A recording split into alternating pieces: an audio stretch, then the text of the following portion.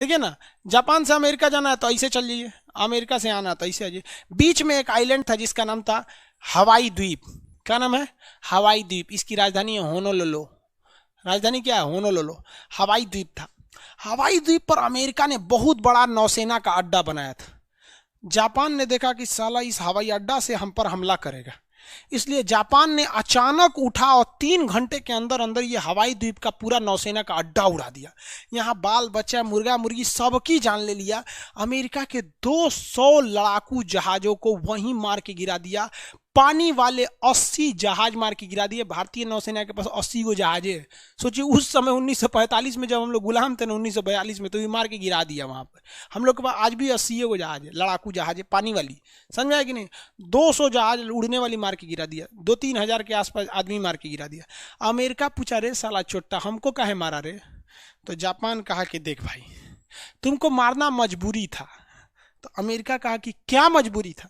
कहा कि तुम इतना तेजी से डेवलप कर रहा था कि हम तुमको डेवलप करते तो हम तुम्हारे बराबरी थे। तुमसे आगे निकलने का एक रास्ता हम निकाले कि हम खुद थोड़ी रफ्तार से चलेंगे और तुमको खींच देंगे पीछे, तो हम लोग बहुत आगे निकल जाएंगे। तो हम आगे निकल गए। तो अमेरिका कहा कि तुमको इसकी कीमत चुकानी पड़ेगी। जापान ने कहा कि तुम्हें कीमत चुकानी पड़ेगी, सोच समझ के हमला किए हैं, कीमत चुकानी पड़ेगी। तब तक अमेरिका के वैज्ञानिकों ने बना लिया परमाणु बम। दुनिया में किसी को परमाणु बम का पता नहीं था। जापान ने कहा क्या कर लोगे सर, बम में चलाओगे, तोपे गोला चलाओगे? ये सोच रहा परमाणु बम चला, खोज कर लिया। और परमाणु बम जब खोजा तो ये तो पहले से बिखियाइल था। बिखियाने का मतलब समझते हैं? Suddenly high level of angriness is known as बिखिया जाना। देहात के भाषा में बोलते हैं बिखिया गया, मतलब समझिए अचानक उसको बिख आ गया। बिखिया के अमेरिका गया ना, धाए धाए मारा परमाणु बम दुद्दू को।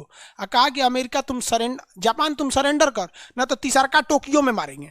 तो जापान ने सरेंडर कर दिया, कहा कि हम ना लड़बो।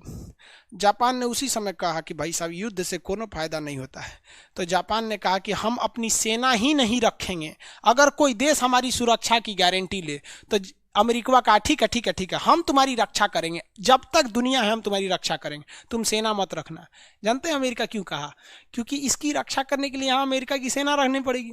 और उस समय चल रहा था शीत युद्ध, द्वितीय विश्व युद्ध के बाद शीत युद्ध, कोल्ड वार। कोल्ड वार में ये अमेरिका चाहता था रूस को दबा दे।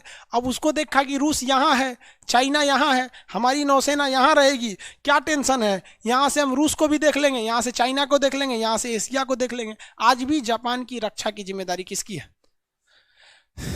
जापान की रक्षा की जिम्मेदारी अमेरिका की है। जापान के पास अपनी फौज नहीं है।